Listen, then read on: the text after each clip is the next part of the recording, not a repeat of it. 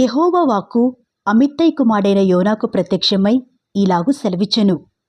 నీనివే పట్టణస్థుల దోషము నా దృష్టికి ఘోరమాయను గనుక నీవు లేచి నీనివే మహాపట్టణమునకు పోయి దానికి దుర్గతి కలుగునని ప్రకటింపుము. అయితే యెహోవా సన్నిధిలో నుండి తార్షీషు పట్టణమునకు పారిపోవలనని యోనా యొప్పేకు పోయి తర్షీషునకు పోవు ఒక ఓడను చూచి ప్రయాణమునకు కేవు ఇచ్చి యెహోవా సన్నిధిలో నిలువక ఓడవారితో కూడి తర్షీషునకు పోవుటకు ఓడ ఎక్కెను.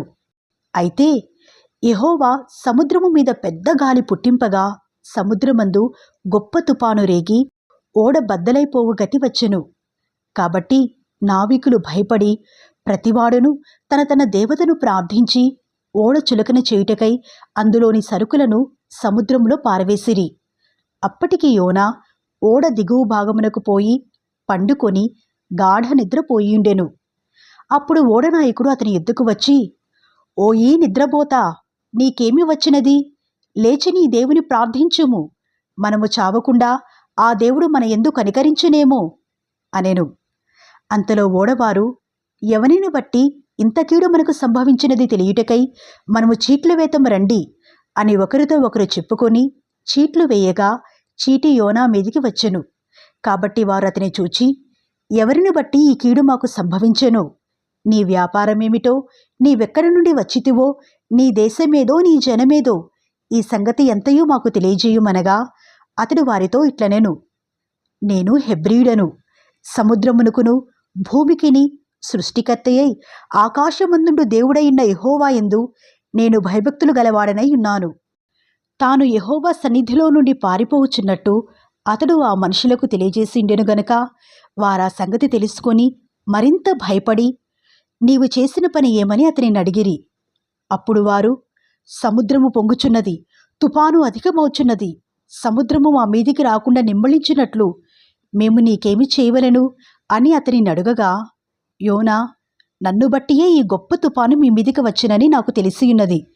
నన్ను ఎత్తి సముద్రములో పడవేయుడి, అప్పుడు సముద్రము మీ మీదికి రాకుండా నిమ్మళించునని అతడు వారితో చెప్పినను వారు ఓడను దరికి తెచ్చుటకై తెడ్లను బహుబలముగా వేసిరిగాని గాలి తమకు ఎదురై తుపాను బలము చేత సముద్రము పొంగియుండుట వలన వారి ప్రయత్నము వ్యర్థమాయెను. కాబట్టి వారు, యెహోవా, నీ చిత్త ప్రకారముగా నీవే దీని చేసితివి, ఈ మనిషిని బట్టి మమ్మును లయము చేయకుందువుగాక, నిర్దోషిని చంపితరన్న నేరము మా మీద మోపుకుందువుగాక అని యెహోవాకు మనవి చేసుకుని యోనాను ఎత్తి సముద్రంలో పడవేసిరి. పడవేయగానే సముద్రము పొంగకుండా ఆగెను.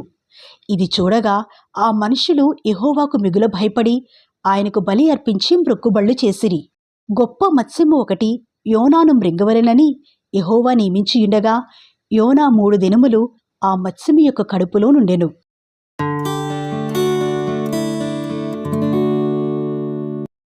ఆ మత్స్యము కడుపులో నుండి యోనా యెహోవాను ఇలాగున ప్రార్థించెను, నేను ఉపద్రవములో ఉండి యెహోవాకు మనవి చేయగా ఆయన నాకు ప్రత్యుత్తరమిచ్చెను. పాతాళ గర్భములో నుండి నేను కేకలు వేయగా నీవు నా ప్రార్థనను అంగీకరించియున్నావు. నీవు నన్ను అగాధమైన సముద్ర గర్భములో పడవేసియున్నావు. ప్రవాహములు నన్ను చుట్టుకొనియున్నవి, నీ తరంగములును నీ కరులును నన్ను కప్పియున్నవి. నీ సన్నిధిలో నుండి నేను వెలివేయబడినను నీ పరిశుద్ధాలయము తట్టు మరలా చూచిదననుకుంటుని.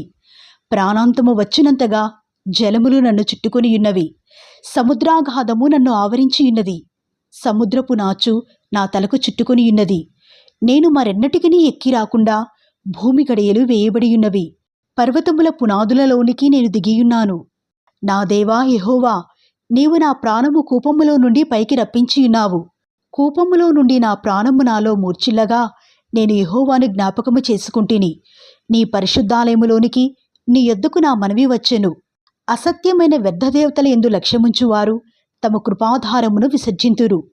కృతజ్ఞతాస్తులు చెల్లించి నేను నీకు బలులను అర్పింతును. నేను మ్రొక్కుకొనిన మ్రొక్కుబళ్లను చెల్లింపక మానను.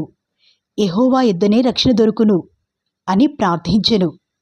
అంతలో యెహోవా మత్స్యమునకు ఆజ్ఞయ్యగా అది యోనాను నేల మీద కక్కివేసెను.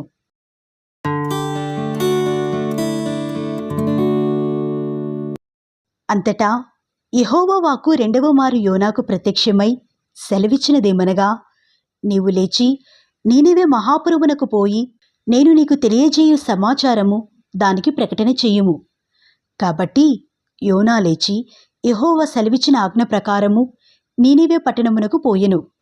నీనివే పట్టణము దేవుని దృష్టికి గొప్పదై 3 దినముల ప్రయాణమంత పరిమాణము గల పట్టణము. యోనా ఆ పట్టణములో 1 దిన ప్రయాణమంత దూరము సంచరించుచు, ఇక 40 దినములకు నీనివే పట్టణము నాశనమగును అని ప్రకటన చెయ్యగా, నీనివే పట్టణపు వారు దేవుని యందు విశ్వాసముంచి ఉపవాస దినము చాటించి ఘనులేమి అల్పులేమి అందరూ గోనెపట్ట కట్టుకునిరి. ఆ సంగతి నీనివే రాజునకు వినబడినప్పుడు అతడును తన సింహాసనము మీద నుండి దిగి తన రాజవస్త్రములు తీసివేసి గోనెపట్ట కట్టుకుని బూడిదలో కూర్చుండెను. మరియు రాజైన తానును ఆయన మంత్రులను ఆజ్ఞయ్యగా, ఒకవేళ దేవుడు మనస్సు త్రిప్పుకొని పశ్చాత్తాప్తుడై మనము లయము కాకుండా తన కోపాగ్ని చల్లార్చుకును గనుక మనుష్యులు ఏదియూ పుచ్చుకొనకూడదు. పశువులు గాని ఎద్దులు గాని గొర్రెలు గాని మేతమేయకూడదు, నీళ్లు త్రాగకూడదు. మనుషులందరూ తమ దుర్మార్గములను విడిచి తాము చేయు బలాత్కారమును మానివేయవలను. మనుషులేమి పశువులేమి సమస్తమును గోనెపట్ట కట్టుకునవలను. జనులు మనఃపూర్వకముగా దేవుని వేడుకొనవలను అని దూతలు నీనివే పట్టణములో చాటించి ప్రకటన చేసిరి. ఈ నీనివే వారు తమ చెడు నడతలను మానుకొనగా వారు చేయుచున్న క్రియలను దేవుడు చూచి పశ్చాత్తాప్తుడై వారికి చేయుదునని తాను మాట ఇచ్చిన కీడు చేయక మానెను.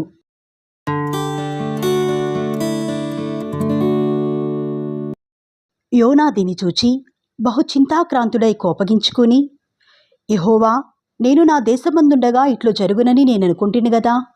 అందువల్లనే నీవు కటాక్షమును జాలయును బహుశాంతమును అత్యంత కృపయు గల దేవుడువైయుండి పశ్చాత్తాపపడి కీడు చేయక మానుదువని నేను తెలుసుకొని దానికి ముందుగానే తార్షీషునకు పారిపోతిని.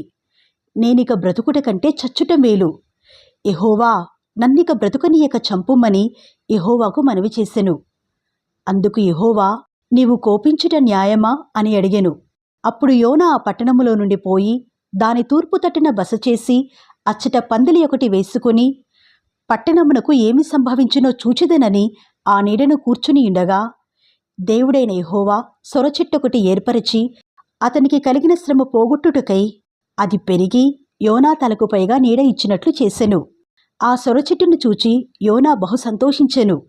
మరుసటి ఉదయమందు దేవుడు ఒక పురుగును ఏర్పరచగా అది ఆ చెట్టును తొలిచినందున చెట్టు వాడిపోయెను. మరియు ఎండకాయగా దేవుడు వేడిమిగల తూర్పుగాలిని రప్పించెను. యోనా తలకు ఎండదెబ్బ తగలగా అతడు సొమ్మసిల్లి, బ్రతుకుట కంటే చచ్చుట నాకు మేలు అని అనుకొనెను. అప్పుడు దేవుడు, ఈ సొరచెట్టుని గురించి నీవు కోపించుట న్యాయమా అని యోనాను అడగగా, యోనా, ప్రాణము పోవునంతగా కోపించుట న్యాయమే అనెను. అందుకు యెహోవా, నీవు కష్టపడకుండాను పెంచకుండాను ఒక రాత్రిలోనే పుట్టి పెరిగి ఒక రాత్రిలోనే వాడిపోయిన ఈ సొరచెట్టు విషయంలో నీవు విచారపడుచున్నావే. అయితే 120,000 కంటే ఎక్కువై కుడి ఎడమలు ఎరుగని జనమును బహు పశువులను గల నీనివే మహాపురము విషయములో నేను విచారపడవద్దా అని యోనాతో సెలవిచ్చెను.